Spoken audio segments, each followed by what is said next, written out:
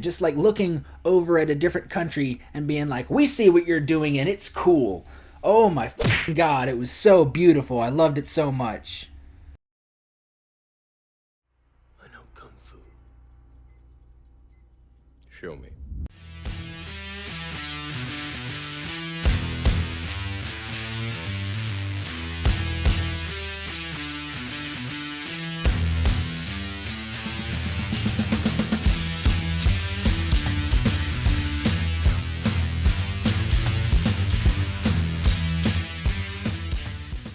I'm the martial arts film freak, and I rewatched The Raid 2.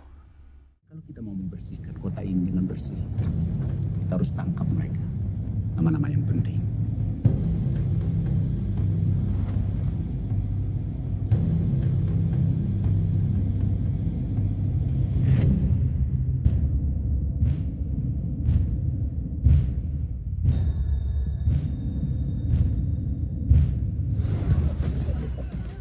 The Raid 2 is a 2014 Indonesian film written and directed by Gareth Evans, starring Iko Uwais, Yayan Ruhian, Cecep Rahman, many other people whose names I'm going to have to read here because this one has a much more vast, expansive story than the first film.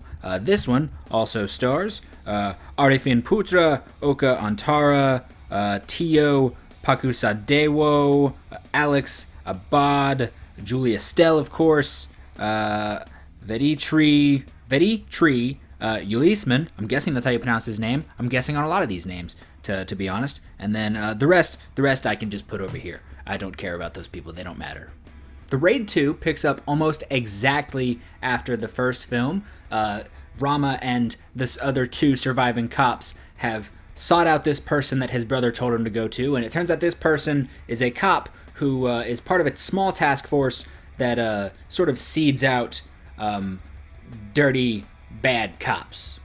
As we see in the beginning of the film, Rama's brother, who he fought alongside in the first film, has been killed by some gangsters, and when Rama finds out that his brother has been killed, he joins this task force and he goes undercover to try to expose the sort of this like head cop guy, this, I don't know, police commissioner kind of guy, try to prove that he is sort of the root of evil when it comes to the dirty cops. And this undercover story is actually something that the movie does very well, in contrast to the first film, where the first film really does not have almost any plot. The first film, as I said in last week's video, is 20 cops go into a building, they're screwed, they have to get out of the building. That is the plot, they have to survive. But in this film, with the undercover story, you get so many more characters, more character development for each of them, and even a much more sad, deep story for Rama himself. He is told that he's only going to be undercover for a few months. He tells his wife, who has just had a baby, that he's only going to be gone for a few months. But when he gets himself thrown in prison to go undercover, he's in prison for about 3 years. He doesn't know where his wife is. He doesn't know where his father is. He doesn't know where his baby is, who has now grown into a toddler. He doesn't know his child. And, you know, this movie only really touches on that, but it doesn't need to go very hard into it because it is such a strong emotional beat that it doesn't have to dive very hard into it to really just hit you in the feels for this character. A sort of B-plot for the film is a character named Bejo, who is a gangster who is not really part of this main group of this crime organization. He is an outside force who is invading and is corrupting the mind of the head gangster's son to get him on the inside. And the way you see the son twist a bit, he's already sort of broken when we meet him in the prison. And when he gets out, you just see it. He asks his father for more responsibilities, and his father keeps telling him, I will give you more responsibility when I feel that you are in a proper place to accept these responsibilities, but I don't see it yet. You are not ready. And you can just see it sort of eating away at him, and he's furious and he's angry with his father. And so it doesn't take much for Bejo to just push him over the edge. Every single character in this serves a purpose, and I love that. There's a couple smaller gangster characters who it's like, oh well, they're just sort of they're like the right-hand man to the Godfather, pretty much. But no, that dude comes in handy for the story. He is a main force for the plot in the last act. But what about that glorious action? The Raid Redemption is one of the very best action movies ever made, so how can the sequel possibly live up to such a grand accomplishment?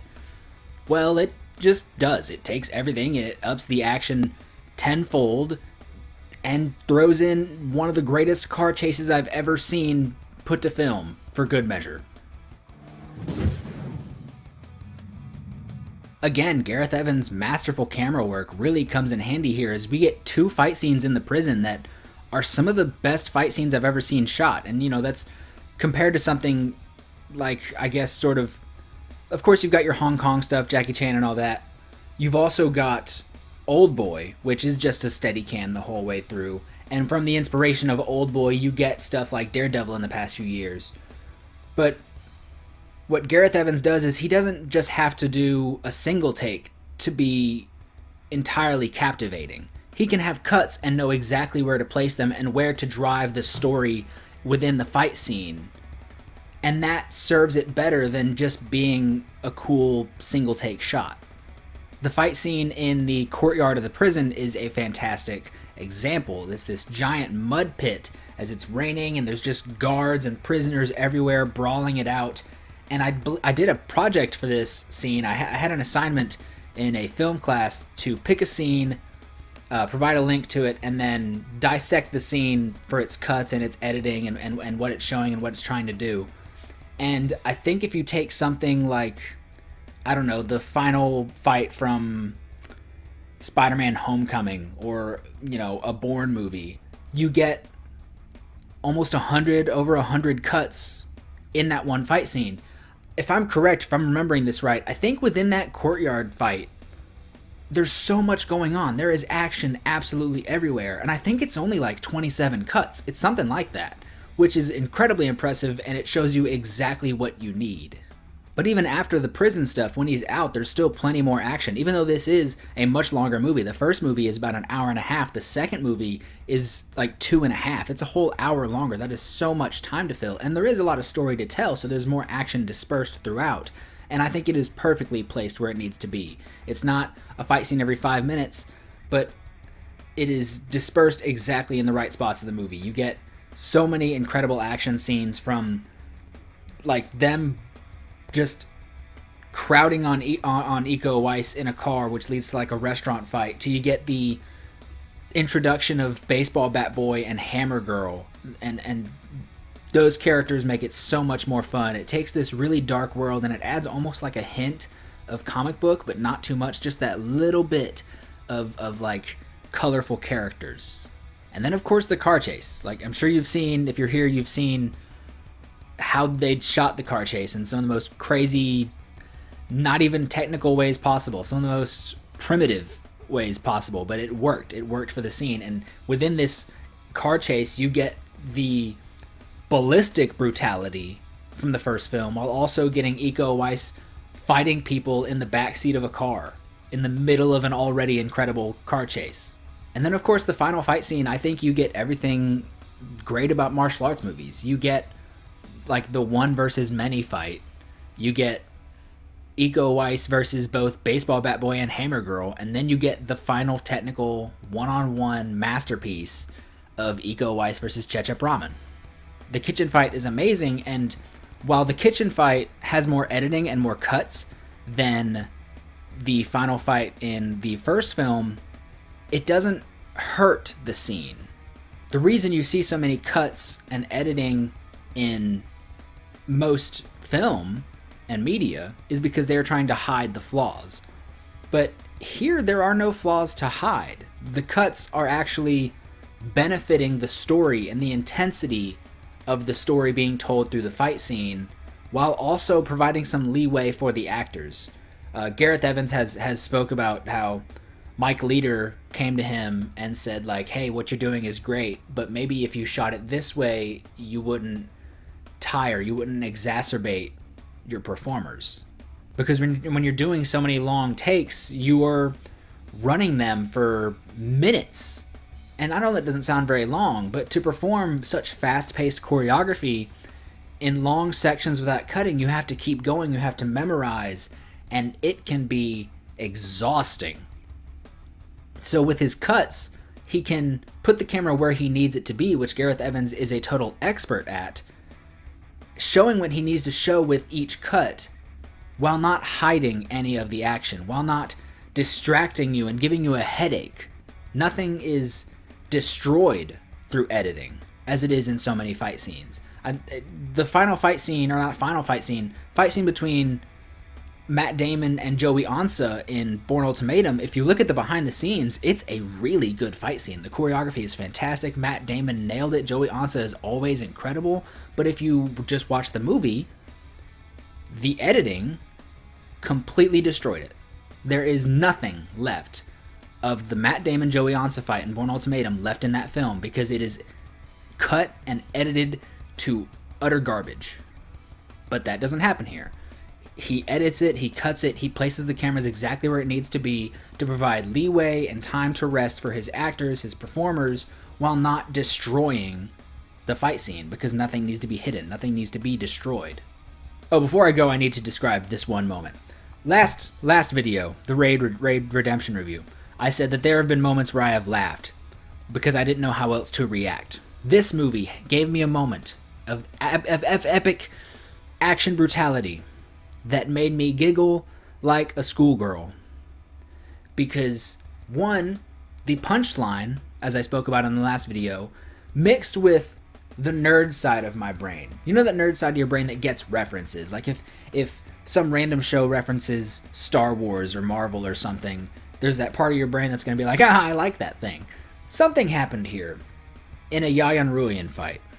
There is a fight scene in a club where Yayan Ruhian is taking on just a lot of people. They are coming at him from all angles, and he is taking all of them down. It is a glorious fight scene. It is one of those moments, as I spoke about in the last video, where the choreography is so good, the story that they are telling through this fight scene is so good that it is driving me to the edge of my seat. It is bringing up my adrenaline. It's so good. And then he does something that's barely even a punchline, but it hits so perfect. Like I said, it brings up that nerd part of my brain. And what it does is it references and sends a salute to Ip Man.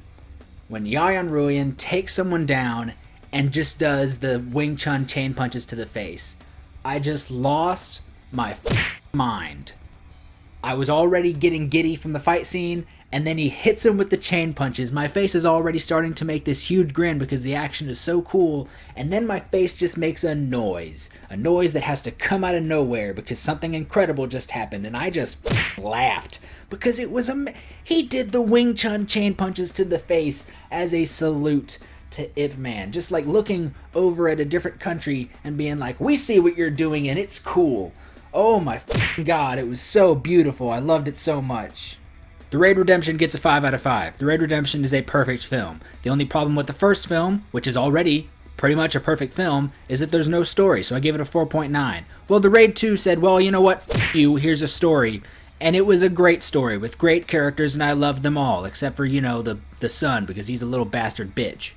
I love The Raid 2. It is a perfect movie. 5 out of 5 for The Raid 2. I don't own any movie posters. I don't. I have a puzzle thingy over there that's made up of a bunch of different Star Wars posters. The only movie poster I own is The Raid 2. That is the only movie poster I own.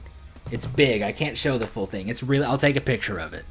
What do you think of The Raid 2? Have you seen The Raid 2? Of course you've seen The Raid 2. It's a goddamn masterpiece. And I know that doesn't really fit the definition of what masterpiece actually means, but it's a perfect movie, and Gareth Evans deserves all the accolades. Also his team, Iko Uwais, Yayan Ruhian, Chechep Rahman, Julie Estelle, the baseball bat boy whose name I can't remember, all of them just came together and made excellence.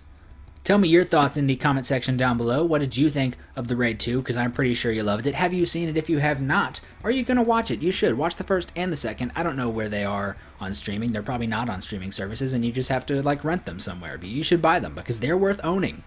When you're done commenting, telling me your thoughts, liking, and subscribing, you should also share it. You should share the video too. Share everywhere. Facebook, Instagram, YouTube, Twitter. You can't really share on YouTube. Twitter, all of it. The Reddits, the Tumblrs. Do it. Share it. You should check out Martial Arts Film Freak over on Facebook because I have a Facebook page where I just post fight scenes and pictures from martial arts movies from all time, from all over the world over there, and you can like and follow that. Like pictures, comment on pictures, talk to people about your favorite martial arts movies and whatnot. Thank you so much for watching. Like, share, and subscribe, and have a good day.